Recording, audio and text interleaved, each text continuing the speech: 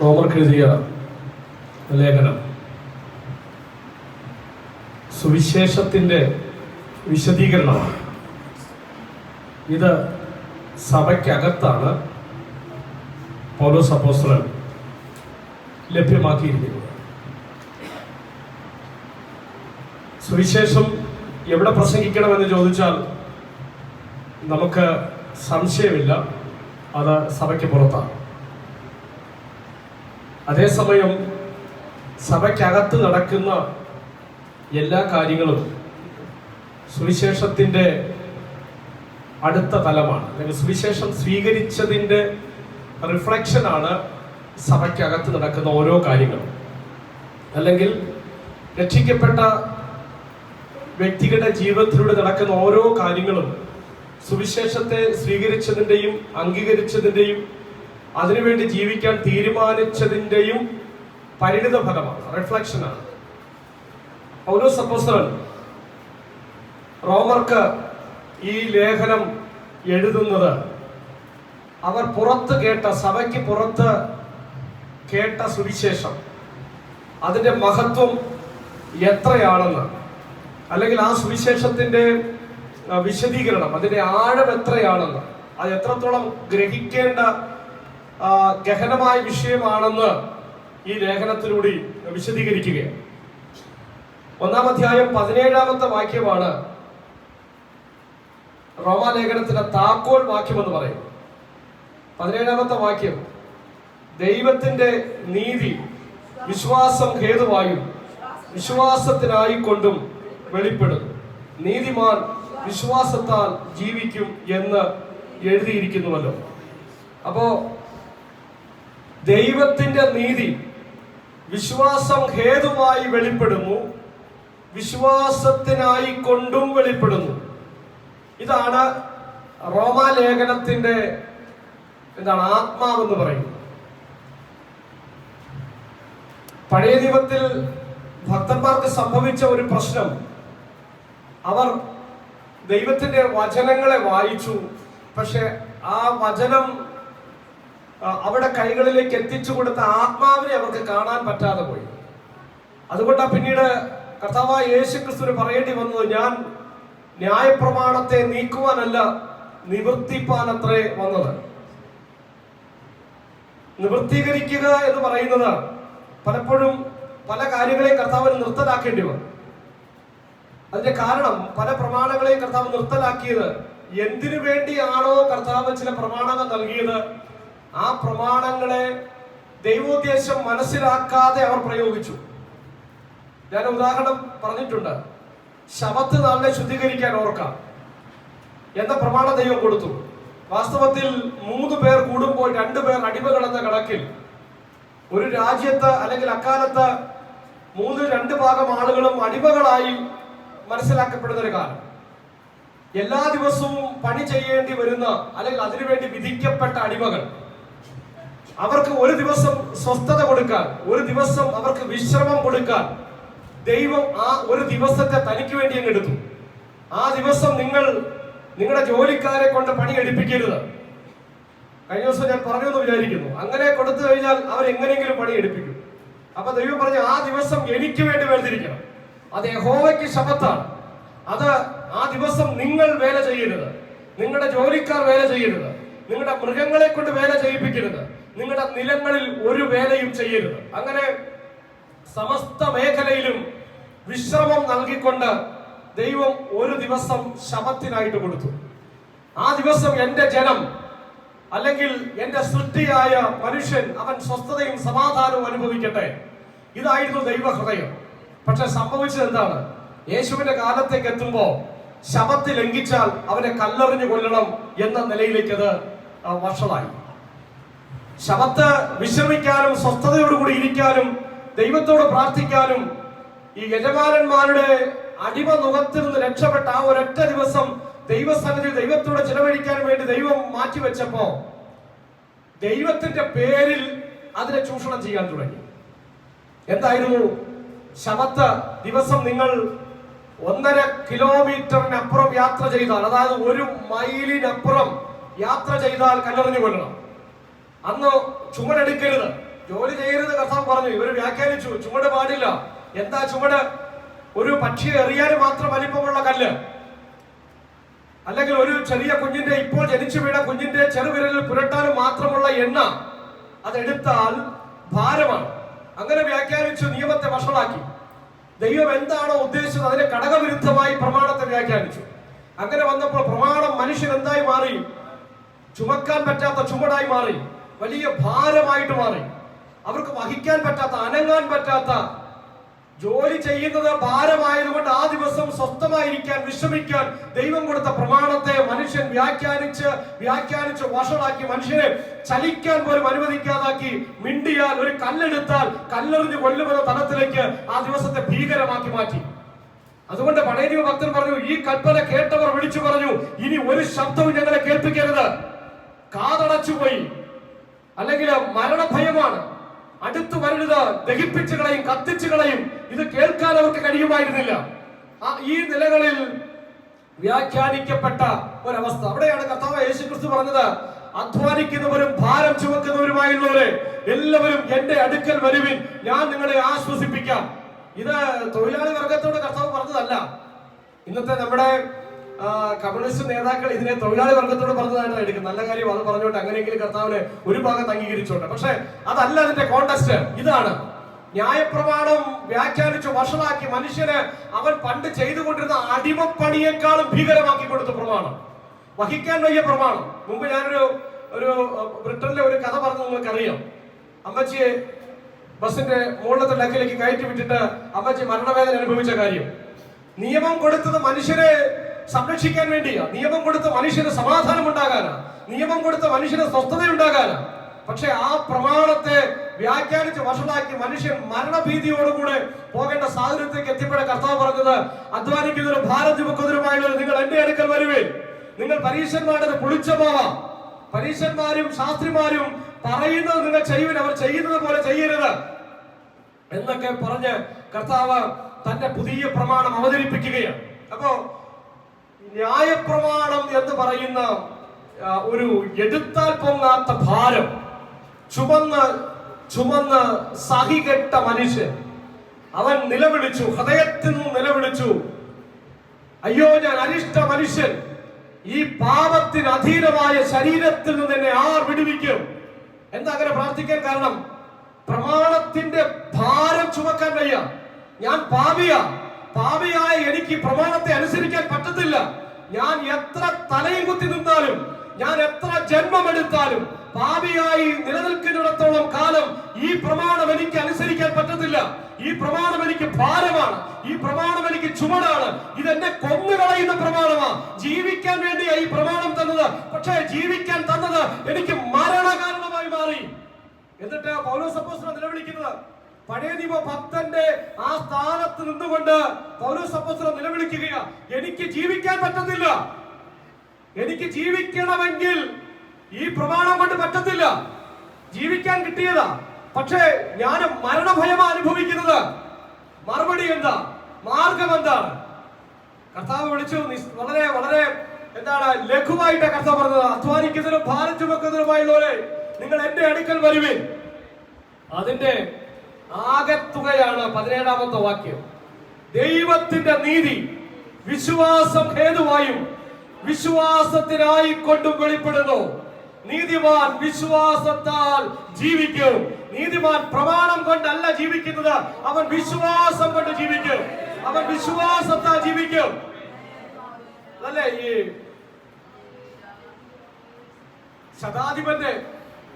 ശതാധിപന്റെ വിശ്വാസത്തെ കർത്താവ് പ്രകീർത്തിക്കുന്നത് കണ്ടില്ലേ? കനാന്യ സ്ത്രീയുടെ വിശ്വാസത്തെ കർത്താവ് പ്രകീർത്തിക്കുന്നത് കണ്ടില്ലേ? എന്താ അതിന്റെ കാരണം?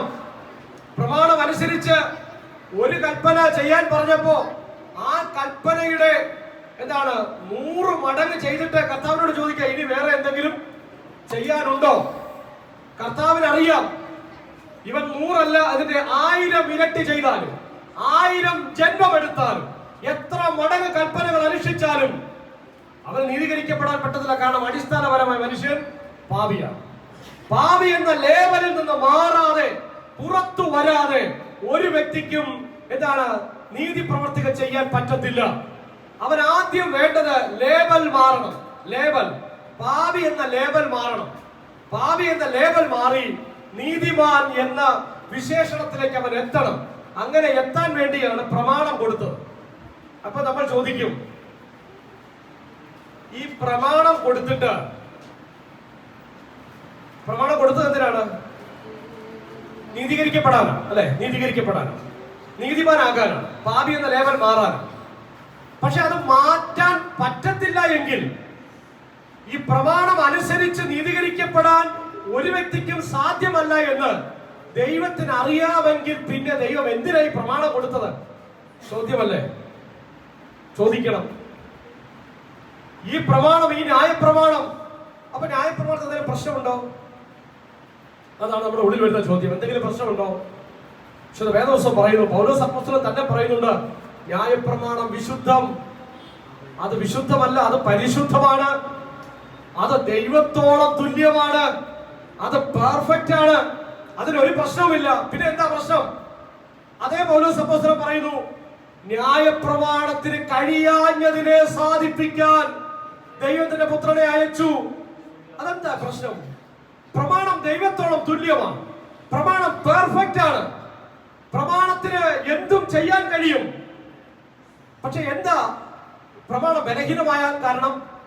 എങ്ങനെ പ്രമാണം ബലഹീനമായി പോയത്? പ്രമാണം ആവശ്യപ്പെട്ടത് എന്താ? നിങ്ങൾ ഇന്ന കാര്യങ്ങൾ ചെയ്താൽ നിങ്ങൾ നീതീകരിക്കപ്പെടും. ഇത് പ്രമാണത്തിന്റെ റിക്വയർമെന്റ് ആണ്. റിക്വയർമെന്റ് കംപ്ലീറ്റ് ആകുമ്പോൾ കഴിഞ്ഞ ദിവസം നമ്മൾ പറഞ്ഞ പോലെ സിഗ്നേച്ചർ റെഡിയാണ്, അപ്രൂവ്ഡ് ആണ്. പക്ഷെ സിഗ്നേച്ചർ വാങ്ങാൻ, അപ്രൂവൽ സൈൻ കിട്ടാനായിട്ട് ഒരു വ്യക്തിക്കും യോഗ്യതയില്ലായിരുന്നു. പരിശ്രമിച്ച് പരാജയപ്പെട്ടതിന്റെ ഒടുവിൽ ഒരു പഴയ നിയമ ഭക്തന്റെ നിലവാരത്തിൽ നിന്നുകൊണ്ട്, ഒരു പാപിയുടെ സ്റ്റാൻഡേർഡിൽ നിന്നുകൊണ്ട് പൗലോസ് അപ്പോസ്തലൻ നിലവിളിച്ച രംഗമാണ്, ഞാൻ അരിഷ്ട മനുഷ്യൻ, ഈ പാപത്തിന് അധീനമായ ശരീരത്തിൽ തന്നെ ആർ വിടുവിക്കും. എന്താ അങ്ങനെ പ്രാർത്ഥിക്കാൻ കാരണം? പ്രമാണം നല്ലതാ, ദൈവത്തോളം തുല്യമാ, പെർഫെക്റ്റാ, പക്ഷെ അനുസരിക്കാൻ പറ്റുന്നില്ല. പ്രമാണം അനുസരിച്ചാലേ നീതി കിട്ടത്തുള്ളൂ. അതാണ് പ്രമാണത്തിന്റെ റിക്വയർമെന്റ്. എന്നെ പൂർണ്ണമായും അനുസരിച്ചാൽ നിങ്ങൾക്ക് നീതി തരാം. പക്ഷേ 99 വരെ എത്തി, 100ാമത്തതിൽ തെറ്റിപ്പോയി. എന്താ പ്രമാണം പറയുന്നത്? ഒന്നിൽ തെറ്റിയാൽ എല്ലാത്തിലും തെറ്റി, ഒന്നിൽ തെറ്റിയാൽ എല്ലാത്തിലും തെറ്റി. നമ്മുടെ ഈ ചീട്ടുകൊട്ടാരം എന്നൊക്കെ പറയുന്നത്, മുകളിൽ ചെന്നിട്ട് ഒരല്പം തെറ്റിക്കഴിഞ്ഞാൽ എല്ലാം കൂടി താഴേക്ക്. ഇതുപോലെയാണ് മനുഷ്യൻ ക്രിസ്തുവിനെ കൂടാതെ സൽപ്രവർത്തികൾ ചെയ്യുന്നത്. ദൈവത്തിലുള്ള വിശ്വാസം കൂടാതെ മനുഷ്യൻ സത്പ്രവർത്തികൾ കൊണ്ട് ദൈവത്തെ പ്രസാദിപ്പിക്കാമെന്ന് ചിന്തിച്ചാൽ ഇതാണ് അവസ്ഥ. ചെയ്യുന്നത് നന്മയല്ലേ? നന്മയാണ്. സൽപ്രവൃത്തിയല്ലേ? അതെ. 1000 പേർ കണ്ണദാനം കൊടുത്തു, ചെറിയ കാര്യമല്ല. ലക്ഷക്കണക്കിന് ആളുകളുടെ നന്മയ്ക്ക് വേണ്ടി പ്രയത്നിച്ചു, നല്ല കാര്യമാണ്. ഒരുപാട് സന്നദ്ധ സംഘടനകളുണ്ട്, നല്ല കാര്യമാണ്. പക്ഷെ പ്രശ്നം എന്താ? 99 ശരിയാക്കും, ഒന്നിൽ തെറ്റും. തെറ്റിയാൽ പ്രമാണത്തിന്റെ വ്യവസ്ഥ അനുസരിച്ച് ഒന്നിൽ തെറ്റുന്നവൻ സകലത്തിലും തെറ്റി. ഇതായിരുന്നു മനുഷ്യന്റെ അവസ്ഥ. പ്രമാണം പെർഫെക്റ്റ് ആയതുകൊണ്ട് പെർഫെക്റ്റ് അല്ലാത്ത ഒറ്റ ഒരുത്തനെയും ഉൾക്കൊള്ളാൻ പ്രമാണത്തിന് സാധ്യമല്ല. പ്രമാണത്തിന്റെ പെർഫെക്ഷനിലേക്കാണ് പ്രമാണം ക്ഷണിച്ചത് മനുഷ്യനെ. ഇതിന്റെ ഒരു നേർക്കാഴ്ചയാണ് പർവ്വതത്തിൽ കത്തി ജ്വലിച്ചു നിന്ന അഗ്നി. ഈ പ്രമാണത്തിന്റെ പെർഫെക്ഷന്റെ ഒരു നേർക്കാഴ്ചയാണ്. ഞാനൊരു ചോദ്യം ചോദിച്ചില്ല, എന്താ ദൈവം ഈ പ്രമാണം, ഈ അസാധ്യമായ പ്രമാണം എന്തിനാ കൊടുത്തത്? ഇത് പറ്റത്തില്ലെന്ന് ദൈവത്തിന് അറിയാമായിരുന്നില്ലേ? പിന്നെ എന്തിനാ കൊടുത്തത്? ആദ്യ മനുഷ്യനായ ആദം താൻ ചെയ്ത തെറ്റിന് താൻ പറഞ്ഞ കാരണം എന്താ? നീ തന്ന സ്ത്രീ, അവൾ തന്നു, ഞാൻ തിന്നു. കാരണം പറയുന്ന മനുഷ്യൻ. ദൈവം കൃപ അങ്ങോട്ട് നേരത്തെ ചൊരിഞ്ഞു കൊടുത്തിരുന്നെങ്കിൽ എന്ത് പറയുമായിരുന്നു? അല്ലേലും എനിക്ക് കഴിയും. അത് പരീക്ഷനെ കാണിച്ചു തരുന്നുണ്ട്. ഒരു കൽപ്പന പറഞ്ഞപ്പോ 100 ചെയ്തിട്ടാണ് നിൽക്കുന്നത്. ആ മനുഷ്യൻ ദൈവത്തോട് പറയും, കാരണം മനുഷ്യൻ ദൈവരൂപത്തിൽ സൃഷ്ടിക്കപ്പെട്ടവനാ. അവൻ പാപം ചെയ്ത് ദൈവ തേജസ് നഷ്ടപ്പെട്ടപ്പോഴും അവനിലുള്ള കരുത്ത്, ആ ആത്മീക അവസ്ഥ മാറിയെങ്കിലും ആ കരുത്ത് അവിടെ നിലനിൽക്കുന്നുണ്ട്. അവൻ ഒരുപാട് ചെയ്യാം, ഒരുപാട് പ്രവർത്തിക്കാം. ആ പ്രവർത്തികൾ കാണിച്ച് ദൈവത്തെ ഇവൻ ചലഞ്ച് ചെയ്യും. കർത്താവെ, നീതി പ്രവർത്തികൾ ചെയ്തിട്ടാണ് നീതീകരിക്കപ്പെടേണ്ടതെങ്കിൽ അതെനിക്ക് സാധിക്കും. ആ പ്രസ്താവനയ്ക്ക് ദൈവം കൊടുത്ത മറുപടിയാണ് ന്യായപ്രമാണം. മനുഷ്യന്റെ അഹങ്കാരത്തിന് അല്ലെങ്കിൽ ദൈവത്തിന്റെ കൃപയുടെ മുൻപിൽ കീഴ്പ്പെടാൻ സാധിക്കാത്ത മനുഷ്യന്റെ അഹന്തയ്ക്കുള്ള ദൈവത്തിന്റെ പ്രതികരണമാണ് ന്യായപ്രമാണം. നീ പ്രമാണം ഇങ്ങോട്ട് തന്നാൽ ഞാൻ അങ്ങോട്ട് ചെയ്ത് നിവർത്തീകരിച്ചു തരാം. എനിക്ക് പറ്റാത്ത ഒരു കാര്യവുമില്ല. സ്വാഭാവികമായി മനുഷ്യനിൽ ഒരു ഞാൻ ഉണ്ട്, അല്ലേ? ഞാൻ വാസ്തവത്തിൽ ദൈവത്തിനല്ലാതെ അത് മറ്റാർക്കും പ്രയോഗിക്കാൻ പറ്റത്തില്ല. എന്ത് പറയുമ്പോഴും കഴിഞ്ഞ ദിവസം ഒരു സ്പീച്ച് നടത്തിയപ്പോ അതിനകത്ത് എഡിറ്റ് ചെയ്തൊരു മനുഷ്യൻ ഞാൻ ഞാൻ ഞാൻ ഞാൻ എന്ന് പറഞ്ഞ് ഇങ്ങനെ എന്താണ് ഈ മുല്ലപ്പൂ വാരി വിതറുന്ന പോലെ ഞാൻ എന്നുള്ള അക്ഷരം ഇങ്ങനെ തെറിച്ചു വരുന്നുണ്ടായിരുന്നു ആ വീഡിയോ. അതെന്ന് പറഞ്ഞാൽ അദ്ദേഹം അത്രയധികം ഉപയോഗിക്കുന്നു. പറയുന്ന വാക്കുകളിലെല്ലാം എന്തുണ്ട്? ഞാൻ ഞാൻ ഞാൻ ഞാൻ ഞാൻ ആയിരുന്നെങ്കിൽ ഞാൻ ചെയ്തേനമായിരുന്നു. ഇഫ് ഐ വെയർ ദേർ, ഞാൻ അവിടെ ആയിരുന്നെങ്കിൽ ഞാൻ എല്ലാത്തെയും കുറ്റം വിധിക്കുന്ന മനുഷ്യൻ, സകലരെയും കുറ്റം വിധിക്കുന്ന മനുഷ്യൻ, സകലത്തെയും താരതമ്യം ചെയ്തിട്ട് ഞാൻ ഞാൻ ഞാൻ ഞാൻ എന്ന് മാത്രം അഹങ്കരിക്കുന്ന മനുഷ്യനോട് ദൈവം പറഞ്ഞു, നീ ഒന്നുമല്ല, നീ വട്ടപൂജ്യമാണ്, നീ വട്ടപൂജ്യമാണ്. എന്റെ മുന്നിൽ ഞാൻ എന്ന് പറയാൻ നിനക്കാവില്ല. അവിടെ ദൈവം കൊടുക്കുന്നതാണ്, എന്റെ കൃപ കൂടാതെ നിനക്ക് ജീവിക്കാൻ പറ്റത്തില്ല. നിനക്ക് എന്തെങ്കിലും ചെയ്യാൻ സാധ്യമാകണമെങ്കിൽ, എന്റെ പ്രസാദം നിനക്ക് വേണമെങ്കിൽ വിശ്വാസത്താൽ മാത്രമേ അത് സംഭവിക്കത്തുള്ളൂ. നിങ്ങളുടെ കരുത്ത് കൊണ്ട് പറ്റത്തില്ല, സ്വാധീനം കൊണ്ട് പറ്റത്തില്ല, പണത്തിന്റെ ബലം കൊണ്ട് പറ്റത്തില്ല. അത് ദൈവത്തിന്റെ കൃപയിൽ ആശ്രയിക്കുന്നതിലൂടെയും വിശ്വാസത്തിലൂടെയും മാത്രമല്ലാതെ ദൈവത്തെ പ്രസാദിപ്പിക്കാൻ പറ്റത്തില്ല. അപ്പോൾ ഈ തിരിച്ചറിവ് നൽകാനാ ആദ്യം പ്രമാണം കൊടുത്തത്. പ്രമാണം കൊടുത്തപ്പോ മനുഷ്യൻ നോക്കിക്കൊള്ളാം. നമുക്ക് യേശുവിന്റെ പ്രാർത്ഥന, യേശു മാതൃക കാണിച്ചതൊരു പ്രാർത്ഥനയുണ്ടല്ലോ, അതായത് ചുങ്കക്കാരന്റെ പ്രാർത്ഥന. അപ്പൊ ചുങ്കക്കാരനെയും പരീശനെയും ചൂണ്ടിക്കാണിച്ചുകൊണ്ട് കർത്താവ് പറയുന്നു, പരീശൻ എല്ലാം ചെയ്തു. എന്തൊക്കെയാ ചെയ്തത്? ദശാംശം കൊടുക്കുന്ന കാര്യം പറഞ്ഞാൽ പോലും ജീരകം, ചതകുപ്പ, അല്ലെ, അവിടെ എന്തൊക്കെയുണ്ടോ തൻ്റെതും തൻ്റെതല്ലാത്തതും എല്ലാത്തിൽ നിന്ന് പറമ്പിൽ നിന്ന് പോലും പറിച്ചു കൊണ്ടുവന്ന് പതാരം കൊടുത്തു. പക്ഷെ കർത്താവ് എന്താ പറഞ്ഞത്? നിങ്ങൾ പതാരം കൊടുക്കുന്നു നല്ല കാര്യം, അത് ത്യജിക്കരുത് ചെയ്യണം. പക്ഷേ നിങ്ങൾ വിട്ടുകളയാതിരിക്കാൻ നിങ്ങൾ ശ്രദ്ധിക്കേണ്ട ചില കാര്യങ്ങളുണ്ട്. നീതി, ധർമ്മം, വിശ്വാസം, കരുണ, ഇങ്ങനെയുള്ള പല കാര്യങ്ങളുണ്ട്. യാഗം കഴിക്കുന്നുണ്ട്, പക്ഷെ കരുണയില്ല. ദശാംശം കൊടുക്കുന്നുണ്ട്, പക്ഷെ അത് ഹൃദയത്തിൽ നിന്നല്ല, ചെയ്യാൻ വേണ്ടി ചെയ്യുകയാണ്. അപ്പൊ ഹൃദയത്തിൽ നിന്ന് വരണം, ആത്മാവിൽ നിന്ന് അത് വരണം. കേവലം അക്ഷരം വായിച്ചതിന്റെ വെളിച്ചത്തിലല്ല, അതിനകത്തെ ആത്മാവിൽ നിന്ന് സ്വന്തം ഹൃദയത്തിന്റെ താല്പര്യത്തിൽ നിന്ന് ചെയ്യാൻ സാധിക്കണം. അങ്ങനെ കർത്താവ് പരീശനെയും ചുങ്കക്കാരനെയും മാതൃകയാക്കിക്കൊണ്ട്, അല്ലെങ്കിൽ അവരെ വിലയിരുത്തിക്കൊണ്ട് താരതമ്യം ചെയ്തുകൊണ്ട് പറയുന്നു, പരീക്ഷന്റെ പ്രഖ്യാപനം എന്തായിരുന്നു? ഞാൻ ആഴ്ചയിൽ 2 വട്ടം ഉപവസിക്കുന്നു, എല്ലാത്തിനും പതാരം കൊടുക്കുന്നു. നീ പറയുന്ന പ്രമാണങ്ങളെല്ലാം അതുപോലെ അക്ഷരം പ്രതി അല്ല, അതിൽ 100 മടങ്ങ് ഞാൻ ചെയ്യുന്നു.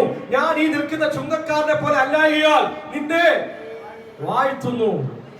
കർത്താവ് പറഞ്ഞത് പ്രമാണം പൂർണ്ണമായും അനുസരിച്ചു എന്ന് ദൈവത്തിന്റെ സന്നിധിയിൽ പ്രഖ്യാപനം നടത്തുന്ന, ദൈവത്തെ ചലഞ്ച് ചെയ്യുന്ന പരീശനോട് പറഞ്ഞു, നീ ഇതേ അടുത്തിരിക്കുന്ന ചുങ്കക്കാരനെ പോലെ ആകണം. ചുങ്കക്കാരനെ പോലെ ആയില്ലെങ്കിൽ നീ ഒരു ആയുസ് കൊണ്ട് പ്രതീക്ഷിക്കുന്ന നീതീകരണം നിനക്ക് കിട്ടത്തില്ല.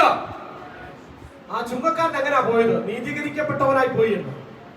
അപ്പൊ ദൈവത്തിന്റെ നീതി എങ്ങനെ വെളിപ്പെടുന്നു എന്ന് അവിടെ വിശദീകരിച്ചു തരികയാണ്. ആ ഉപമയിലൂടെ വിശദീകരിക്കുകയാണ്. അതിന്റെ തിയറിറ്റിക്കൽ എക്സ്പ്ലനേഷൻ ആണ് റോമാലേഖനം. ഓക്കെ, തിയറിറ്റിക്കൽ എക്സ്പ്ലനേഷൻ ഇച്ചിരി പ്രയാസമായിരിക്കും, പക്ഷെ ഞാൻ പരമാവധി ലളിതമാക്കി തന്നെ മുൻപോട്ടുള്ള ദിവസങ്ങളിൽ ആ ഭാഗം നമുക്ക് അവതരിപ്പിക്കുകയും പഠിക്കുകയും ചെയ്യാം. ഇത് അടിസ്ഥാന തത്വമാണ്. നമ്മളൊരു 100 പ്രാവശ്യം പറയും പ്രമാണം പ്രമാണം പ്രമാണം. പക്ഷെ ഓർക്കണം, പ്രമാണം അനുസരിച്ചാൽ നമ്മൾ ഒരിടത്തും എത്തത്തില്ല. പ്രമാണം അനുസരിക്കുന്നതാണോ അതിന്റെ അർത്ഥം? അല്ല. ഞാൻ മുമ്പ് ഒരു പ്രാവശ്യം ഇതിന്റെ ഒരു ചെറിയൊരു സന്ദേശം പറഞ്ഞിട്ടുണ്ടായിരുന്നു. പ്രമാണം അനുസരിക്കുകയല്ല, അതിനപ്പുറത്ത് പുതിയ നിയമം നമുക്ക് പറഞ്ഞു തരുന്നത് സാക്ഷാൽ പ്രമാണം ഇവിടെ ജഡം ധരിച്ച് ജീവിച്ചു. സാക്ഷാൽ പ്രമാണം, സാക്ഷാൽ വചനം, സ്വർഗത്തിലേക്കും സ്ഥിരമാക്കപ്പെട്ടിരിക്കുന്ന ദൈവത്തിന്റെ വചനം, മനുഷ്യന്റെ സാക്ഷാൽ മാനുവലായ ദൈവത്തിന്റെ വചനം ഇവിടെ മനുഷ്യനായി ജീവിച്ചു. മനുഷ്യൻ എന്ത് ചെയ്യണമോ, മനുഷ്യൻ എങ്ങനെ ജീവിക്കണമോ അത് അതേ മാർഗത്തിൽ ജീവിച്ച് കാണിച്ചു. എന്നിട്ട് പറഞ്ഞു, എന്നെ അനുഗമിപ്പീൻ, നിങ്ങൾ പ്രമാണത്തിന് പുറകെ പോകണ്ട. നടക്കത്തില്ല, നടക്കത്തില്ല. നിങ്ങൾ എന്നെ അനുഗമിച്ചാൽ മതി, യേശുവിനെ അനുഗമിച്ചാൽ മതി. ഇന്ന് നമ്മൾ ക്രിസ്തുവിന്റെ കൈപിടിച്ചാ പോകുന്നത്, പ്രമാണത്തിന്റെ ബലത്തിലല്ല, ക്രിസ്തുവിന്റെ കരഗ്രഹിച്ചു പോകുക. ഇത് പ്രമാണം നമ്മെ ബുദ്ധിമുട്ടിക്കുന്നില്ല. ക്രിസ്തു നടന്ന വഴി അങ്ങ് നടന്നു പോയാൽ മതി. അത് ചെയ്യണമോ, ഇത് ചെയ്യണമോ, ഏത് ചെയ്യണമോ, എങ്ങനെ ചെയ്താൽ നോ നോ ടെൻഷൻ. ഒരു ടെൻഷന്റെ ആവശ്യമില്ല. ക്രിസ്തുവിന്റെ കൂടെ അങ്ങ് നടന്നാൽ മതി. എന്താ വായിക്കുന്നത്? ക്രിസ്തു നിങ്ങൾക്ക് വേണ്ടി കഷ്ടം സഹിച്ചു, അവന്റെ കാൽ ചുവട് പിന്തുടരുവാൻ നല്ല മാതൃക വെച്ചേച്ചു പോയി. അവന്റെ കാൽ ചുവട് അങ്ങ് നടന്നു പോയാൽ മതി. വിശ്വാസ ജീവിതം ക്രിസ്തുവിനെ അനുഗമിക്കുന്ന ജീവിതമാണ്, ക്രിസ്തുവിനെ അനുഗമിക്കുന്ന ജീവിതമാണ്. ഈ പഴയ നിമിത്ത പ്രമാണം അനുസരിച്ച് ആളുകളുണ്ടല്ലോ, ഈ ഗലാത്യ ലേഖനത്തിലും റോമാലേഖനത്തിലും എബ്രായ ലേഖനത്തിലും കൂടെ പൗലോസ് ഇങ്ങനെ താരതമ്യം ചെയ്ത് അവതരിപ്പിച്ചിട്ടുണ്ട്. പ്രമാണം അനുസരിച്ചവരെല്ലാം അടിമകളായി പോയി, പ്രമാണം അനുസരിച്ചവരെല്ലാം അടിമകളായി. അതല്ലേ പൗലോസ് അപ്പോസ്തലൻ പറയുന്നത്? ഒരു ഹാഗാർ പ്രസവിക്കുന്നു, അടിമകളെ പ്രസവിക്കുന്നു. ഹാഗാർ ആരെ ചൂണ്ടിക്കാണിക്കുന്നു? പഴയ പ്രമാണത്തെ ചൂണ്ടിക്കാണിക്കുന്നു. ഹാഗാർ സാറ വാഗ്ദത്ത സന്തതിയെ പ്രസവിക്കുന്നു. അതെന്തിനെ ചൂണ്ടിക്കാണിക്കുന്നു? വിശ്വാസ മാർഗത്തെ, ക്രിസ്തുവിനോട് വെളിപ്പെട്ട പ്രമാണത്തെയാ. എന്താണ്? സാറായുടെ സന്തതി പ്രതിനിധാനം ചെയ്യുന്നത്. നമ്മൾ ദാസന്മാരല്ല, നമ്മൾ മക്കളാ, നമ്മൾ അടിമകളല്ല, നമ്മൾ അവകാശികളാണ്. നോക്കുക, ഹാഗാറിനെയും സാറയെയും താരതമ്യം ചെയ്തുകൊണ്ടാണ് പൗലോസ് അപ്പോസ്തലൻ പഴയ നിയമത്തെയും പുതിയ നിയമത്തെയും നമ്മുടെ മുമ്പിൽ വിശദീകരിച്ചു തരുന്നത്. ഹാഗാർ അടിമകളെ പ്രസവിക്കുന്നു. പഴയ നിയമം ന്യായപ്രമാണത്തിൽ കൂടി പോയവൻ അനുസരിച്ച് അവൻ എന്തായി മാറി? അടിമയായി മാറി. കാരണം 99 വരെ കെട്ടിപ്പൊക്കി 100ാമത്തെ തെറ്റിയപ്പോൾ ന്യായപ്രമാണം വിരൽ ചൂണ്ടി നീ ചാകണം, നിനക്ക് ജീവിക്കാൻ അർഹതയില്ല. അവൻ പിന്നെയും അടിമയാണ്. പിന്നെയും കെട്ടിപ്പൊക്കാൻ തുടങ്ങി. കെട്ടിപ്പൊക്കി കൊണ്ടുവന്നപ്പോ 80ലേക്ക് എത്തിയപ്പോ വീണ്ടും താഴെ വീണു. അപ്പോഴും പ്രമാണം പറഞ്ഞു, നിനക്ക് രക്ഷയില്ല, നിനക്ക് രക്ഷയില്ല, നീ ചാകേണ്ടവനാ, നീ മരിക്കേണ്ടവനാ, നീ മരണയോഗ്യൻ. എന്താ ഇങ്ങനെ പറയാൻ കാരണം? ഗതികെട്ട മനുഷ്യനെ ദൈവം ഇങ്ങനെ പ്രലോഭിപ്പിക്കുകയായിരുന്നോ? ഗതിയില്ലാത്ത മനുഷ്യനെ ദൈവം ഇങ്ങനെ പീഡിപ്പിക്കുകയായിരുന്നു? അല്ല, അവന്റെ അഹങ്കാരത്തിന് ശമനം വരുത്താൻ. അയ്യോ കർത്താവേ, നിന്റെ കൃപ കൂടാതെ എനിക്ക് പറ്റത്തില്ലെന്ന് പറയുന്നിടം വരെ. അതല്ലേ നമ്മൾ വായിക്കുന്നത്? കാലസമ്പൂർണതയിൽ, കാലത്തിന്റെ തികവിൽ ദൈവം തന്റെ പുത്രനെ സ്ത്രീയിൽ നിന്ന് ജനിച്ചവനായി, ന്യായപ്രമാണത്തിന്റെ കീഴിൽ ജനിച്ചവനായി നിയോഗിച്ചയച്ചത് എന്തിനു വേണ്ടിയാ? നമ്മെ ന്യായപ്രമാണത്തിന്റെ കീഴിൽ നിന്ന് പുറത്തു കൊണ്ടുവന്ന്, അടിമത്തത്തിൽ നിന്ന് പുറത്തു കൊണ്ടുവന്ന് നമുക്ക് പുത്രത്വം അവകാശവും വാഗ്ദാനം ചെയ്യാനാ. അപ്പോ ക്രിസ്തു കാലത്തിന്റെ തികവിൽ വന്നിട്ട് അടിമത്തത്തിൽ നിന്ന് പുറത്തു കൊണ്ടുവന്നു. സുവിശേഷ പ്രചരണ വേദികളിലൊക്കെ നമ്മൾ പ്രസംഗിക്കുന്നത് പാപത്തിൽ നിന്നുള്ള വിടുതൽ മാത്രമാണ്. പക്ഷെ മറ്റൊരു വിടുതലും കൂടി ഉണ്ട്. ഒരുപക്ഷെ ഇന്ന് മിക്കവാറും പല ബന്ധക്കോസുകാരും അടിമപ്പെട്ട് കിടക്കുന്ന മറ്റൊരു അടിമത്തമുണ്ട്, ന്യായപ്രമാണത്തിന്റെ അടിമത്തം. വളരെ വ്യക്തമായും പൗലോസ് അപ്പോസ്തലൻ പറയുന്നു, ന്യായപ്രമാണത്തിന്റെ അടിമത്തത്തിൽ നിന്ന് നമ്മെ വിലയ്ക്ക് വാങ്ങി, നമ്മെ പുറത്തു കൊണ്ടുവന്നു. വിരൽ ചൂണ്ടിക്കൊണ്ട് നിൽക്കുന്ന പ്രമാണം. എങ്ങനെയായി പ്രമാണത്തിൽ നമ്മെ വിരൽ ചൂണ്ടാൻ അവകാശം ലഭിച്ചത്, കഴിവ് ലഭിച്ചത്? അത് പെർഫെക്ഷനിൽ നിന്ന് നോക്കുമ്പോൾ നമ്മൾ ചാകേണ്ടവരാണ്.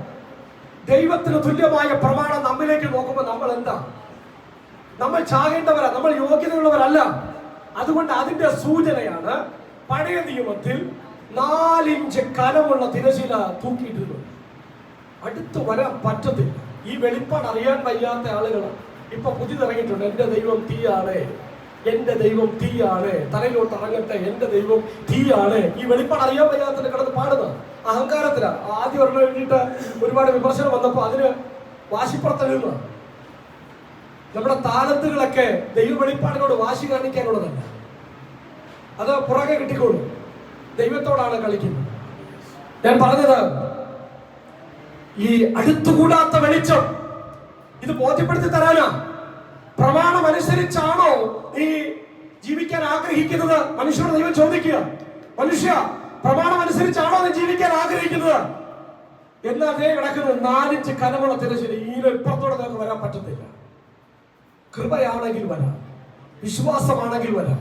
ആ വെളിപ്പാടാ ക്രിസ്തുവിലൂടെ നമുക്ക് തന്നത്. എങ്ങനെയാ കൃപ പകർന്നത്? എങ്ങനെയാ? ക്രിസ്തുവിന്റെ രക്തം നമ്മെ എന്താണ്? നമ്മെ പൊതിഞ്ഞു. നമ്മുടെ പാപത്തിന്റെ പരിഹാരത്തിന് വേണ്ടി പാപപരിഹാരം വരണം. അല്ലാതെ ഒരു പ്രവർത്തിച്ചിട്ടും കാര്യമില്ല. നമ്മൾ പറയാറില്ലേ, കുഷ്ഠരോഗി ജിലേബി തന്നാൽ, നല്ല സദ്യ വിളമ്പിയാൽ അത് സ്വീകാര്യമാകയില്ല അല്ലേ? അങ്ങനെ നമ്മൾ പറയാറില്ലേ? ഒരുപക്ഷെ എനിക്ക് ചിലപ്പോൾ തോന്നിയിട്ടുണ്ട് അതും ഒരു കഠിനമാക്കാണെന്ന് തോന്നിയിട്ടുണ്ട്. പഴയ നിയമത്തിലായി ഉദാഹരണങ്ങളൊക്കെ വരുന്നത് അത്രയും കടുത്ത ഭാഷയിലാണ് അവിടെ പറയുന്നത്, കടുത്ത ഭാഷയിലാണ്. കാരണം മനുഷ്യൻ എന്താണ്, ഞാൻ ചെയ്യും, എനിക്ക് സാധിക്കും, എന്റെ ബലം, എന്റെ സ്വാധീനം. ഇതിനാണ് ഈ കൊരിന്ത്യർക്കെഴുതിയ ലേഖനം 1-ാം അധ്യായം നമ്മൾ വായിക്കുന്നില്ല. ജ്ഞാനികളെ ലജ്ജിപ്പിക്കാൻ അവൻ ഭോഷത്വം തിരഞ്ഞെടുത്തു, ബലമുള്ളതിനെ ലജ്ജിപ്പിക്കാൻ അവൻ ബലഹീനമായി തിരഞ്ഞെടുത്തു, ഉള്ളതിനെ ഇല്ലായ്മ ചെയ്യാൻ അവൻ നീചവും നികൃഷ്ടവും ഏതുമില്ലാത്തതിനെയും തിരഞ്ഞെടുത്തു. എന്താ ഇതിനകത്തെ മർമ്മം? മർമ്മം എന്താ? മനുഷ്യൻ പറഞ്ഞത് ജ്ഞാനം കൊണ്ട് നേടും. ഈ നമ്മുടെ വിശ്വാസ മാർഗത്തിന്റെ പ്രത്യേകത എന്താണെന്നറിയാം? കർമ്മമാർഗമുണ്ട്. ഇവിടെ ഉണ്ട് കർമ്മമാർഗം. നമ്മൾ പറഞ്ഞു അറിയാതെ ഈ ന്യായപ്രമാണത്തിലേക്ക് നമ്മൾ പോയാൽ അത് കർമ്മമാർഗമാണ്. കർമ്മം കൊണ്ട് ദൈവത്തെ പ്രസാദിക്കുന്ന പരിപാടിയാണ് ഈ പ്രമാണം അനുസരിച്ച് നിവൃത്തീകരിച്ച് ദൈവത്തെ പ്രസാദിപ്പിക്കുക എന്ന് പറയുന്നത്. വിശ്വാസ മാർഗത്തിന്റെ പ്രത്യേകത ഇപ്പൊ ജ്ഞാനമാർഗമുണ്ട്. നമ്മൾ കേട്ടിട്ടുണ്ട് ജ്ഞാനമാർഗം. ജ്ഞാനപൂർത്തി ദൈവത്തെ കണ്ടെത്തുക, അത് പറ്റത്തില്ല. ആ പ്രമാണം ഇവിടെ പ്രസന്റ് ചെയ്ത ആളുകൾക്ക് പോലും അത് പറ്റത്തില്ല. കാരണം ഒരു ചെറിയ വിഭാഗം ആളുകൾക്ക് വേദങ്ങൾ വായിക്കാൻ കഴിയുമായിരുന്നുള്ളൂ. ബാക്കിയുള്ളവൻ കേട്ട ചെവിയിൽ ഈയമുരുക്കി ഓടിക്കണം. അവൻ നാവ് കൊണ്ട് വേദം ഉച്ചരിച്ചാൽ അവരുടെ നാവ് അറുത്ത് കളയണം. ഈ പ്രമാണം കൊടുത്തിട്ട് ജ്ഞാനമാർഗത്തിൽ കൂടി ദൈവത്തെ കണ്ടെത്താമെന്ന് പറഞ്ഞത് എങ്ങനെ ഇരിക്കുന്നു? പ്രമാണം കയ്യിരിപ്പുണ്ട്, ദൈവത്തെ അറിയുന്ന ജ്ഞാനം വായിക്കാൻ പറ്റത്തില്ല. വായിച്ചാൽ നാവ് അറുത്ത് കളയും, കേട്ടാൽ ചെവിയിൽ ഈയമുരുക്കി ഓടിക്കും. പിന്നെ എവിടെ കൂടെ ജ്ഞാനം സമ്പാദിക്കും, എവിടെ കൂടെ ദൈവത്തെ കണ്ടെത്തും? അടുത്തത് കർമ്മമാർഗം. കർമ്മം കൊണ്ട് ചെയ്യാം. കർമ്മം കൊണ്ട് ചെയ്യാൻ കുറെ കർമ്മങ്ങളുണ്ട്. ഏതാണ്ട് 52 56 കർമ്മങ്ങളുണ്ട് ഒരു ഹൈന്ദവ പ്രമാണം എടുത്താൽ തന്നെ. അതിനകത്ത് 16 സംസ്കാരങ്ങൾ ഒരു ആയുസ് കൊണ്ട് ചെയ്യണം ഒരു ഹൈന്ദവൻ. ഒരു ദിവസം 5 കർമ്മങ്ങൾ ചെയ്യണം, പഞ്ചമഹായജ്ഞങ്ങൾ. 16 സംസ്കാരങ്ങൾ അവൻ ഒരു ആയുസ് കൊണ്ട് ചെയ്യണം. അത് അവൻ ജനിക്കുന്നതിന് മുമ്പ് അവന്റെ അമ്മയും അപ്പനും അവന് വേണ്ടിയുള്ള കർമ്മം ചെയ്തു തുടങ്ങുകയാണ്. പുംസവനം, ശ്രീമന്തോ നയനം എന്ന് പറഞ്ഞൊക്കെ തുടങ്ങുകയാണ് കർമ്മങ്ങൾ. ഏറ്റവും അന്വേഷിച്ച് മരിച്ചു കഴിഞ്ഞ് അവന് വേണ്ടി മറ്റുള്ളവർ ചെയ്യുന്ന സംസ്കാരം ഉൾപ്പെടെയാണ് മിനിമം 16 സംസ്കാരങ്ങൾ. ഇതെല്ലാം ചെയ്യാൻ പോലും ചില വിഭാഗങ്ങൾക്ക് മാത്രമേ പറ്റുമായിരുന്നുള്ളൂ. 80% അതിന് മുകളിലുള്ള ആളുകൾക്ക് ഈ കർമ്മങ്ങൾ ചെയ്യാൻ അധികാരമില്ല, സ്വാതന്ത്ര്യമില്ല. ഇത് ചെയ്താൽ അവനെ കൊന്നുകളയും. ഏകലവ്യന്റെ കഥ അറിയാമല്ലോ. അമ്പെടുത്ത് ചെയ്യാൻ വന്നു, കൃത്യമായിട്ട് ചെയ്തു കഴിഞ്ഞപ്പോൾ ഗുരു ആവശ്യപ്പെട്ടത് എന്താ? പെരുവിരൽ ദക്ഷിണയായിട്ട് തരണമെന്ന് പറഞ്ഞു. ഇനി മേലാൽ നീ ഇത് ചെയ്യരുത്. അപ്പൊ കർമ്മം കൊണ്ട് നേടാമെന്ന് പറഞ്ഞ മതം തന്നെ പഠിപ്പിച്ചു 80% മുകളിൽ പറ്റത്തില്ല, ഭൂരിഭാഗത്തിന് രക്ഷ നേടാൻ പറ്റത്തില്ല. അടുത്തത് വിമോചന മാർഗമാണ്. അഷ്ടാംഗ യോഗമാർഗം എന്ന് പറഞ്ഞ് പല മാർഗങ്ങൾ ഇവിടെ ഉണ്ടായി. രാജയോഗം എന്ന് പറഞ്ഞ പ്രമാണം. ഈ പ്രമാണങ്ങളെല്ലാം ഭക്തിമാർഗം.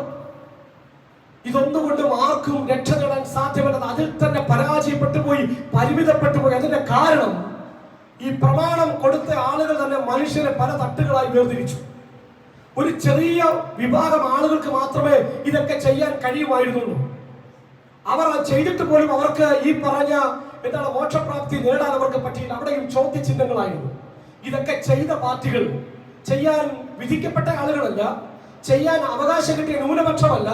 ഇത് ചെയ്താൽ നിങ്ങൾ അവിടെ പോകുമെന്ന് എഴുതി വെച്ച ആളുകൾ ആ പ്രമാണത്തിന്റെ ഏറ്റവും ഒടുവിൽ നിന്നുകൊണ്ട് നിലവിളിച്ച കാര്യമാ അസത്തോമ സത്കമയ, മൃത്യോമ അമൃതംഗമയ, തമസോമ ജ്യോതിർഗമയ, അസത്തോമ സത്കമയ. അസത്യത്തിൽ നിന്ന് എന്നെ സത്യത്തിലേക്ക് നയിക്കണം, മരണത്തിൽ നിന്ന് എന്നെ ജീവനിലേക്ക് നയിക്കണം, അന്ധകാരത്തിൽ നിന്ന് എന്നെ വെളിച്ചത്തിലേക്ക് നയിക്കണം. നിങ്ങൾക്ക് ഇതൊക്കെ അനുസരിച്ചാൽ അവിടെ പോകാമെന്ന് എഴുതിയ ആളാ. എഴുതി വന്ന് ഉപനിഷത്ത് എന്ന് പറയുന്നത് എന്താണ്? വേദാന്തം എന്നാണ്. വേദങ്ങൾ ഏറ്റവും ഒടുവിലിരുന്ന ഭാഗമാണ് വേദാന്തം. അവിടെ വന്നിരുന്നു കൊണ്ടാണ് ഇത്രയും ഋഗ്വേദം, സാമവേദം, യജുർവേദം, അഥർവവേദം, സ്ഥാപത്യവേദം, അങ്ങനെ ഗാന്ധർവവേദം, അങ്ങനെ എത്രയോ വേദങ്ങൾ, ഉപവേദങ്ങൾ, സംഹിതകൾ, ബ്രാഹ്മണങ്ങൾ, ആരണ്യങ്ങൾ, ഉപനിഷത്തുകൾ ഏറ്റവും ഒടുവിൽ വന്ന് നിന്നുകൊണ്ട് എഴുതുക. മരണത്തിൽ നിന്ന് ജീവനിലേക്ക് നയിക്കണം. ആരാ? ഈ പ്രമാണം എഴുതി കൊടുത്തയാളാ. പ്രമാണം എഴുതിയവരാ പറയുന്നത്, ഞാൻ മരണത്തിലാ, ജീവിക്കാൻ കൊടുത്ത പ്രമാണം, ഞാൻ മരണത്തിലാ, എന്നെ ജീവനിലേക്ക് നയിക്കണം. വെളിച്ചം കൊടുക്കാൻ ഞാൻ അന്ധകാരത്തിലാ, ഞാൻ ഇരുളിലാണ്, എന്നെ വെളിച്ചത്തിലേക്ക് നയിക്കണം. ഇതെല്ലാം എഴുതി ഞാൻ അസത്യത്തിൽ കിടക്കുക, എന്നെ സത്യത്തിലേക്ക് നയിക്കണം. ഈ ചോദ്യങ്ങൾക്ക് ചരിത്രത്തിൽ ഉത്തരം പറഞ്ഞവൻ ഒരുവനും. ചരിത്രത്തിൽ ഉത്തരം പറഞ്ഞവൻ ഞാൻ തന്നെ വഴിയും സത്യവും ജീവനുമാകുന്നു, ഞാൻ തന്നെ യഥാർത്ഥ മാർഗം. ഒക്കെ പ്രിയമുള്ളവരെ, ഈ ഒരു യാഥാർത്ഥ്യത്തിലേക്ക് നമ്മെ കൊണ്ടുവരിക. അപ്പൊ ഞാൻ ഈ പറഞ്ഞ പ്രമാണമുണ്ട്, ഇപ്പൊ പറഞ്ഞ പ്രമാണം, കുറച്ചു മുമ്പ് പറഞ്ഞ പ്രമാണം, അതിന്റെ മൂത്ത ചേട്ടനായിട്ട് വരും നമ്മുടെ കയ്യിലിരിക്കുന്ന പഴയ പ്രമാണം. അതിന്റെ മൂത്ത ചേട്ടനായിട്ട് പറയാം. കാരണം ലോകത്തിലെ ഏറ്റവും വലിയ പ്രമാണം കയ്യിൽ പിടിച്ച ആളുകളാണ് യഹൂദന്മാർ. പൗലോസ് അപ്പൊ അവിടെ നമ്മുടെ ചോദ്യം, പിന്നെ എന്തിനാ ദൈവം ഇത് കൊടുത്തത് ഈ കാരണത്തിന് വേണ്ടിയാണ്. അവസാനം വിളിക്കണം, അസത്തോമ സത്കമയ, മൃത്യോമ അമൃതംഗമയ, തമസോമ ജ്യോതിർഗമയ. അവിടെയാണ് ക്രിസ്തുവിനെ പ്രസന്റ് ചെയ്യാൻ പറ്റുന്നത്. അതാണ് സുവിശേഷത്തിന്റെ പോയിന്റ്. മനുഷ്യൻ അവന്റെ പരിമിതി അംഗീകരിക്കണം, അവന്റെ അസാധ്യത അംഗീകരിക്കണം, അവന്റെ നിലവാരത്തെ അംഗീകരിക്കണം, അവന്റെ പോരായ്മയെ അംഗീകരിക്കണം. അതിനു വേണ്ടിയാ പ്രമാണം കൊടുത്തത്. പ്രമാണത്തിന്റെ പരിമിതി മനസ്സിലാക്കിയ ഭക്തൻ കാലത്തിന്റെ തികവിൽ നിന്നുകൊണ്ട് വിളിച്ചു പറഞ്ഞു, ഈ പാപിയായിരിക്കുന്നിടത്തോളം കാലം എനിക്ക് നിന്റെ പ്രമാണം അനുസരിച്ച് നിന്നെ പ്രസാദിപ്പിക്കാൻ പറ്റത്തില്ല. നീതീകരണം എന്ന് പറയുന്നത് എനിക്ക് പ്രവൃത്തി ചെയ്ത് നേടാൻ പറ്റുന്ന കാര്യമല്ല. ആ വെളിപ്പാട് ഹബക്കൂക്ക് പ്രവചനത്തിലാണ് എഴുതിയത്. എന്റെ നീതിമാൻ വിശ്വാസത്താൽ ജീവിക്കും. ആ പ്രമാണം, അല്ലെങ്കിൽ പഴയ നിയമത്തിൽ തന്നെ ഇതിന്റെ ആ പുതിയ വെളിപ്പാടിന്റെ ചിന്ത ദൈവം കൊടുത്തു. യിരെമ്യാ പ്രവാചകൻ വിളിച്ചു പറഞ്ഞു, ഞാൻ പുതിയൊരു നിയമം ചെയ്യുന്ന കാലം വരും. അത് പഴയ നിയമം പോലെയല്ല, അത് പുറത്തെ കൽപ്പലകകളിൽ എഴുതിയ പ്രമാണം പോലെയല്ല. ഞാൻ എന്റെ പ്രമാണത്തെ അവിടെ ഹൃദയങ്ങളിൽ എഴുതും. ഞാൻ അവർക്ക് ദൈവമായിരിക്കും, അവരെന്റെ ജനമായിരിക്കും. അവിടെ മാംസപ്പലകയിൽ ഞാൻ എഴുതുന്ന പ്രമാണം നോക്കിക്കേ. പ്രമാണം കൊടുത്ത മോശ കനാനാട്ടിലെത്താൻ മോശയ്ക്ക് പോലും പറ്റി. ഈ പ്രമാണമൊക്കെ നിങ്ങൾ അനുസരിച്ചാൽ എവിടെ ചെന്നെത്തും? കനാനാട്ടിലെത്തും എന്ന് പറഞ്ഞു. ആ എഴുതി കൊടുത്ത പ്രമാണം എന്തൊരു ഉഷിരായിരുന്നു, എന്തൊരു ഊർജമായിരുന്നു മോശയ്ക്ക്. ഒന്നാമത്തെ പ്രമാണം തെറ്റിച്ചതിന്റെ പേരിൽ മോശ എന്ത് ചെയ്തു? ആ കൽപ്പനകളെ എറിഞ്ഞുടച്ചു. മോശ അറിഞ്ഞില്ല ഇതിനകത്തെ പ്രശ്നം. മോശയ്ക്ക് അറിയത്തില്ലായിരുന്നു. മോശയെ ദൈവം നേതാവായിട്ട് തിരഞ്ഞെടുത്തപ്പോൾ ഒരുപക്ഷെ മോശ ഉൾപ്പെടെ വിചാരിച്ചു, ഞാൻ ഇതിനകത്ത് നമ്പർ 1, ഒന്നാം നമ്പർ. ഈ ലീഡറായിരിക്കുന്ന മോശ അവസാനം ഈ അഹരോനെ ദൈവം അതിപരിശുദ്ധ സ്ഥലത്തേക്ക് പ്രവേശിപ്പിക്കുമ്പോൾ മോശ പോലും പുറത്താണ്, അല്ലെ? മോശയ്ക്ക് മറ്റൊരു പ്രിവിലേജ് ഉണ്ടായിരുന്നു. അപ്പോൾ പോലും ഞാൻ പറഞ്ഞത് പരിമിതി ദൈവം പഠിപ്പിച്ചു കൊടുക്കുകയാണ്. പഴയ നിയമത്തിലുടനീളം ഈ തിരശീല അവരിങ്ങനെ കണ്ടുകൊണ്ടാവുന്നു. തിരശീല എന്ന് പറഞ്ഞാൽ ദൈവം മനസ്സിലാക്കി കൊടുത്തു, നിങ്ങൾ എന്തൊക്കെ പ്രവൃത്തി ചെയ്താൽ, എത്ര വലിയ യാഗം കഴിച്ചാൽ, എത്ര വലിയ ആട്ടുകൊറ്റനെ കൊണ്ടുവന്നാൽ, എത്ര വലിയ പുരോഹിതനായാലും കൊള്ളാം, 4 ഇഞ്ച് കനമുള്ള തിരശീലയ്ക്ക് അപ്പുറത്ത് അവിടെ നിൽക്കണം. അടുത്തു വന്ന് കത്തിച്ച് കളയും, അടുത്തു വന്ന് ദഹിപ്പിച്ച് കളയും, അടുത്തുകൂടാത്ത വെളിച്ചം, കത്തിച്ച് കളയുന്ന തീയ. എന്നാ അഹങ്കരിച്ച മനുഷ്യരോടാണ്. പ്രവൃത്തി കൊണ്ട് നേടുമെന്ന് പറഞ്ഞവരോട് പറഞ്ഞ, പ്രവൃത്തി കൊണ്ടാണെങ്കിൽ അവിടെ നിന്നോ, പ്രവൃത്തി കൊണ്ടാണെങ്കിൽ അവിടെ നിന്നോ. പുതിയ നിയമത്തിൽ, പുതിയ യുഗത്തിൽ ക്രിസ്തുവിലൂടെ വന്ന പുതിയ വെളിപ്പാട് എന്താ? വിശ്വാസം കൂടാതെ ദൈവത്തെ പ്രസാദിപ്പിക്കാൻ കഴിയുന്നതല്ല. ദൈവത്തിന്റെ അടുക്കൽ വരുന്നവൻ ദൈവമുണ്ടെന്നും തന്നെ അന്വേഷിക്കുന്നവർക്ക് പ്രതിഫലം കൊടുക്കുന്നു എന്നും വിശ്വസിക്കേണ്ടതല്ലോ. വിശ്വാസത്തിന്റെ വെളിപ്പാട്. നേരത്തെ കുറെ പ്രമാണം പറഞ്ഞില്ലേ? ആ പ്രമാണങ്ങൾക്ക് സാധിക്കാത്തത് വിശ്വാസ മാർഗത്തിന് സാധിച്ചു.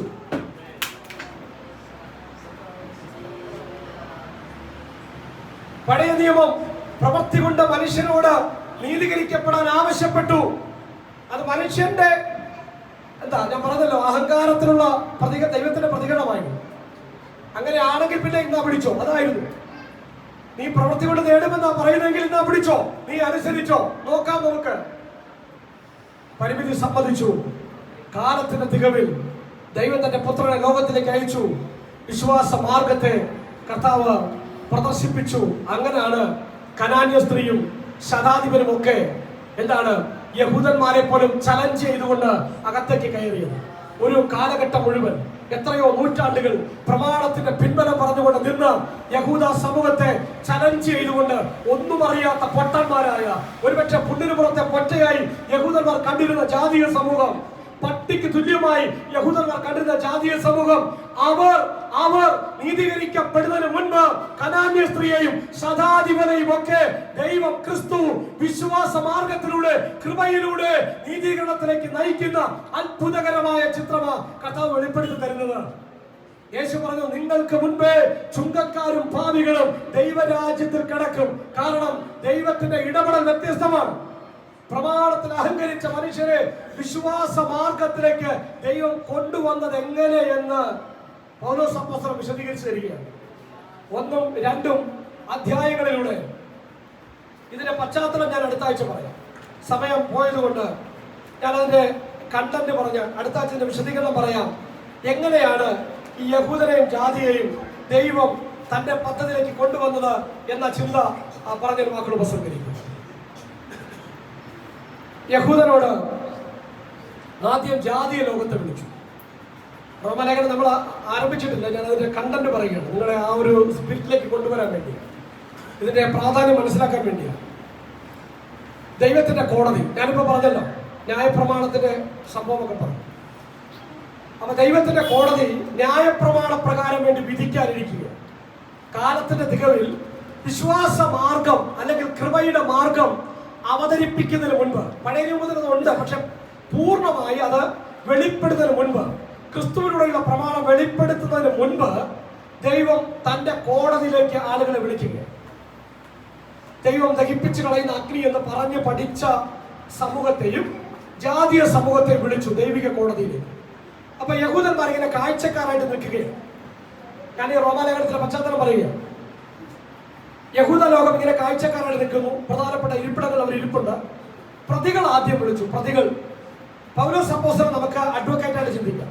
ദൈവം അല്ലെങ്കിൽ ക്രിസ്തു ഒരു ന്യായാധിപൻ ഇരിപ്പിടത്തിലിരിക്കുന്നു. അപ്പോ ജാതികളെയൊക്കെ വിളിച്ചു. യഹൂദന്മാരെ കൂടാതെയുള്ള ജാതികൾ, അവരെ വിളിച്ചിട്ട് പ്രതികൂട്ടിലേക്ക് കയറ്റി. അടുത്ത ആഴ്ച വിശദീകരിക്കാം, ദൈവം അനുവദിച്ച 4 പോയിന്റുകൾ. 1, ദൈവത്തെ അറിയാൻ നിങ്ങൾക്ക് ബുദ്ധിശക്തി തന്നു, തെളിവുകൾ നിരത്തിക്കൊണ്ടു. നിങ്ങൾക്ക് ദൈവത്തെ അറിയാൻ വേറെ ഒരു കാര്യം വേണ്ടായിരുന്നു, ഞാൻ നിങ്ങൾക്ക് തന്ന ബുദ്ധിശക്തി മാത്രം മതിയായിരുന്നു. പക്ഷെ നിങ്ങൾ എങ്ങനെ ദൈവത്തെ ത്യജിച്ചു എന്നുള്ളത് വിശദീകരിക്കുന്നുണ്ട്. 2ാമത്തത് അജ്ഞത. നിങ്ങളുടെ അജ്ഞത നിങ്ങളുടെ മരണയോഗ്യമായ പാപത്തിന് മറ്റൊരു കാരണം. അജ്ഞത എന്ന് പറഞ്ഞാൽ അവർക്ക് ജ്ഞാനം ദൈവം കൊടുത്തിട്ടും അവർ അവരുടെ പ്രവൃത്തികൾ കൊണ്ട് അജ്ഞാനികളായി പോയി. അതും വിശദീകരിക്കുന്നുണ്ട്. 3ാമത്തെ കുറ്റം മുഴുകൽ എന്ന് പറയുന്ന ഒരു ചിന്ത, എന്ന് പറഞ്ഞാൽ മുഴുകിപ്പോയ അവസ്ഥ. പാപത്തിൽ അവർ തുടർന്നു എന്ന് മാത്രമല്ല, അതിൽ മുഴുകിപ്പോയി എന്ന് പറഞ്ഞാൽ അതിനെ വിട്ടുപോരാൻ പറ്റാത്ത വിധം അതിനെ ആസ്വദിക്കുന്ന തലത്തിലേക്ക് അവർ മാറിപ്പോയി. അത് 3ാമത്തെ തെറ്റ്. 4ാമത്തത് ഒരു പശ്ചാത്താപവും ഒരിക്കലും തോന്നാത്ത വിധം അവർ പാപത്തിലങ്ങ് വല്ലാതെ അങ്ങ് ആണ്ടുപോയി. രക്ഷയെപ്പറ്റി ആഗ്രഹിക്കുക പോലും ചെയ്യാതെ, അതിന്റെ ആവശ്യമുണ്ടെന്ന് പോലും ചിന്തിക്കാതെ പാപത്തിൽ അങ്ങ് ആണ്ടുപോയി. പശ്ചാത്താപം നമ്മൾ പറയാല്ലേ, മനസാക്ഷി തഴപ്പിച്ച് ഇങ്ങനെ കറങ്ങുന്നത് കേട്ടിട്ടില്ല, അതുപോലെയായി. 4 കുറ്റങ്ങൾ ജാതീയ സമൂഹത്തിന് നേരെ വെളിപ്പെടുത്തിയിട്ട് പറഞ്ഞു, ഈ കാരണങ്ങളാൽ നിങ്ങൾ മരണയോഗ്യർ. ഹൃദയപൂർവ്വം ജാതീയ സമൂഹം അത് അംഗീകരിച്ചു. ഞങ്ങൾക്ക് ദൈവത്തിന് രക്ഷപ്പെടാൻ ഒരു മാർഗവുമില്ല. ഇത് കേട്ടപ്പോൾ യഹൂദന്മാർ ചിരിച്ചു. അങ്ങനെ തന്നെ വരണം. പണ്ട് ഞങ്ങളുടെ പ്രവാചകൻ, നീ പറഞ്ഞില്ലേ അവിടെ പോയി നിലവേക്കാരെ രക്ഷിക്കണമെന്ന്, അപ്പൊ ഞങ്ങളുടെ പ്രവാചകൻ യോന അപ്പച്ചൻ പോകാത്ത കാര്യം എന്താ? ഇവന്മാര് ചാകേണ്ടവരാ, ഇവരൊക്കെ ജീവിക്കേണ്ടവരല്ല, ഇവരൊക്കെ ചാകണം. യഹൂദ സമൂഹം ഇങ്ങനെ തട്ടകസിച്ചപ്പോൾ അടുത്ത ചോദ്യം, നിങ്ങളുടെ കയ്യിൽ അടുത്ത പ്രതിക്കൂട്ടിലേക്ക്. അങ്ങനെ യഹൂദ സമൂഹത്തെ ദൈവ പ്രതിക്കൂട്ടിലേക്ക് വിളിച്ചു. യഹൂദ സമൂഹത്തെ വിളിച്ചു നിർത്തിയപ്പോൾ അന്തം വിട്ടുപോയി. ഞങ്ങൾ എന്തിന് പ്രതിക്കൂട്ടി നിൽക്കണം? മറ്റൊരു ഭാഗത്ത് പൗലോസ് അപ്പോസ്തലൻ പറയുന്നു, ജാതികളെ കൊണ്ട് നിങ്ങൾക്ക് എരിവ് വരുത്തും, ജാതികളെ കൊണ്ട് നിങ്ങൾക്ക് എരിവ് വരുത്തും. അവർ മരണയോഗ്യരാ, പക്ഷെ നിങ്ങൾ രക്ഷപ്പെട്ടെന്നാണോ വിചാരിക്കുന്നത്? കേറിക്കോ, പ്രതിക്കൂട്ടിലേക്ക് കയറി നിന്നു. അവരോട് പറഞ്ഞു, ഈ ജാതികൾ തന്നെയാണ് നിങ്ങൾ കുറ്റക്കാരാകുന്നതിന്റെ 1ാമത്തെ കാരണം. 2ാം അധ്യായം 1 മുതൽ 3 വരെയുള്ള വാക്യങ്ങളിൽ നമുക്കത് വായിക്കാനായിട്ട് സാധിക്കുന്നുണ്ട്. ജാതിയുടെ മേൽ ആരോപിക്കുന്ന അതേ കുറ്റങ്ങൾ യഹൂദരെ നീയും ചെയ്യുന്നുണ്ട്. നിന്റെ പരീശൻ, നിന്റെ സമൂഹത്തിൽ ജീവിക്കുന്ന പരീശനെ ആണല്ലോ നീ പുരോഹിതനേക്കാൾ ബഹുമാനിക്കുന്നത്. ശാസ്ത്രിയാണല്ലോ നീ ബഹുമാനിക്കുന്നത്. പക്ഷെ ആ ശാസ്ത്രിയും ആ പരീശനും വെള്ള തേച്ച ശവക്കല്ലറകൾ മാത്രമാണ്. യഹൂദനെ നിന്റെ മുന്നിൽ നിന്നെ ആത്മീയത പഠിപ്പിക്കുന്ന, നിനക്ക് ആത്മീയത കാണിച്ചു തരുന്ന, നീ ദൈവത്തെ പോലെ വിശ്വസിക്കുന്ന പരീശനും ശാസ്ത്രിയും വെള്ള തേച്ച ശവക്കല്ലറകളാണ്. അങ്ങനെയാണെങ്കിൽ നിന്റെ അവസ്ഥ എന്താ? ജാതിയെ വിമർശിക്കുന്നവരെ അവൻ മരണയോഗ്യനാണെന്ന് പറയുന്ന നീയും മരണയോഗ്യന. ഒന്നാമത്തെ കാരണം. രണ്ടാമത്തെ കാരണം നിരത്തി ദൈവത്തിന്റെ അനുഗ്രഹം. അടുത്ത ആഴ്ച നമുക്ക് റഫറൻസ് എല്ലാം വായിച്ച് ഈ വിഷയങ്ങൾ നമുക്ക് ചിന്തിക്കാം. രണ്ടാമത്തെ കാരണം, ദൈവത്തിന്റെ അനുഗ്രഹം നിങ്ങളുടെ മേൽ ചൊരിഞ്ഞു. എന്തൊക്കെയാ? മറ്റുള്ളവരിൽ നിന്ന് വ്യത്യസ്തമായി നിങ്ങൾക്ക് ദേവാലയം കിട്ടി, നിങ്ങൾക്ക് പ്രമാണം കിട്ടി, നിങ്ങൾക്ക് പ്രവാചകന്മാരെ കിട്ടി, നിങ്ങൾക്ക് ന്യായാധിപന്മാരെ കിട്ടി, നിങ്ങൾക്ക് എന്തൊക്കെ തരാമോ അതെല്ലാം നിങ്ങൾക്ക് തന്നു. ഈ ലോകത്തിൽ ഒരു ജാതിയും കാണാത്ത നന്മകൾ നിങ്ങൾ അനുഭവിച്ചു. ആരും അനുഗ്രഹിക്കാത്ത, ആരും അനുഭവിക്കാത്ത അനുഗ്രഹങ്ങൾ നിങ്ങൾക്ക് ലഭിച്ചു. എന്നിട്ടും നിങ്ങൾ ദൈവത്തെ സേവിക്കുന്നതിൽ നിന്ന് പിന്മാറിപ്പോയി. ജാതികളെക്കാൾ നിങ്ങൾ പരാജയപ്പെട്ടു. പേരുകൊണ്ട് മാത്രമാ നിങ്ങൾ യഹൂദൻ, ജീവിതം കൊണ്ട് നിങ്ങൾ ജാതികളെക്കാൾ അപ്പുറത്താണ്. രണ്ടാമത്തെ കുറ്റം അവിടെ മേൽ ആരോപിച്ചു. മൂന്നാമത്തെ കുറ്റം എന്ന് പറയുന്നത് ദൈവത്തിന്റെ ന്യായ പ്രമാണത്തിന്റെ കാര്യത്തിലാണ്. ആർക്കും കൊടുക്കാത്ത പ്രമാണം, ദൈവത്തോളം തുല്യമായ പ്രമാണം. ദൈവത്തിന് മുമ്പിൽ അഹന്ത പറഞ്ഞ, അഹങ്കാരം പറഞ്ഞ ജാതി യഹൂദ സമൂഹത്തിന് ദൈവം തന്റെ പ്രമാണം കൊടുത്തു. തന്റെ ജനമായി അവരെ വിളിച്ചു വേർതിരിച്ചു. പക്ഷേ ആ പ്രമാണം അനുസരിക്കാൻ അവർക്ക് കഴിഞ്ഞില്ല. ആ പ്രമാണത്തെ വ്യാഖ്യാനിച്ച് വഷളാക്കി മറ്റുള്ളവരെ ദൈവത്തോട് അടുപ്പിക്കുന്നതിൽ നിന്ന് അകറ്റി നിർത്തിയതല്ലാതെ പ്രമാണം തിരിഞ്ഞു നോക്കാൻ, അതിനെ ആത്മാർത്ഥമായി അനുസരിക്കാൻ യഹൂദൻ പരാജയപ്പെട്ടു. മൂന്നാമത്തെ കാരണം. നാലാമത്തേത് പരിച്ഛേദന. പരിച്ഛേദന എന്ന് പറയുന്ന അഭിമാനമായി നിങ്ങൾ കൊണ്ടു നടക്കുന്ന ഒരു ആചാരമുണ്ടല്ലോ, അതാണ് നിങ്ങളുടെ വധശിക്ഷയുടെ അടുത്ത അവസാനത്തെ കാരണം. എന്താ പരിച്ഛേദന എന്ന് പറയുന്നത് കൊണ്ട് നിങ്ങൾ ചിന്തിച്ചത് പുറമെ പരിച്ഛേദന ചെയ്തിട്ട് അബ്രഹാമിന്റെ മക്കൾ എന്ന് പറഞ്ഞ് ജീവിച്ചിട്ട് ദൈവരാജ്യത്തിൽ പോകാമെന്ന.